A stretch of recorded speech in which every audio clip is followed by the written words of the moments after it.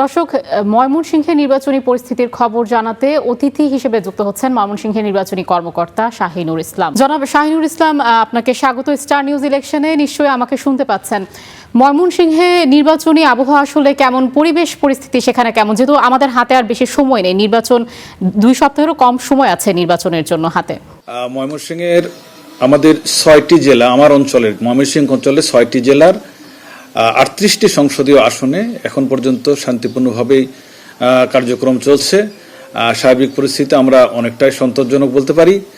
প্রশাসন, পুলিশ প্রশাসন, সকল বাহিনীর সহযোগিতায় আমরা একটা শান্তিপূর্ণ পরিবেশ এখন পর্যন্ত বজায় রাখার চেষ্টা করছি। যদিও দুটি একটা বিচ্ছিন্ন ঘটনা ঘটে গেছে আমাদের ঝিনাইগাথি শেরপুরে, এরকম আরো একটা ঘটনা ঘটলেও সেটা আমরা মোটামুটি কন্ট্রোলে রাখতে সক্ষম হয়েছি প্রশাসনের সকলের সার্বিক সহযোগিতায়।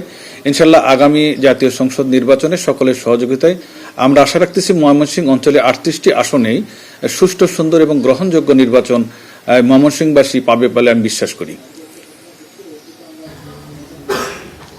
জনাব শাহিনুর, নিরাপত্তা ইস্যু নিয়ে আসলে সেখানে পরিস্থিতি কেমন? যেহেতু ভোটাররা আসলে শঙ্কিত অনেকটাই, বিভিন্ন দুর্ঘটনা আসলে ঘটছে যেগুলো আসলে অপ্রত্যাশিত। সেই ক্ষেত্রে আসলে ভোটারদের যে নিরাপত্তা সেটা আসলে নিশ্চিত করার জন্য আসলে আপনারা কি করছেন? ধন্যবাদ। এ বিষয়ে আমাদের প্রশাসন, পুলিশ প্রশাসন, সেনাবাহিনী সহ সকল বাহিনী সার্বিক সহযোগিতায় আমরা মাঠে দৃশ্যমান রয়েছি। আপনারা জানেন যে আমাদের প্রত্যেকটা উপজেলায় 2 জনকে নির্বাহী ম্যাজিস্ট্রেট কাজ করতেছেন আচরণবিধি দেখভালের জন্য।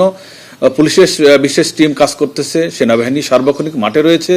আমরা চেষ্টা করতেছি সর্বাত্মকভাবে মানুষের নিরাপত্তা দেওয়ার জন্য এবং আগামী 12 তারিখের নির্বাচনে জনগণ যেন স্বতঃস্ফূর্তভাবে তার ভোটাধিকার প্রয়োগ করে নিশ্চিন্তে বাড়ি ফিরে যেতে পারে, এই নিশ্চয়তা দেওয়ার জন্য আমরা সার্বক্ষণিকভাবে মাঠে কাজ করছি।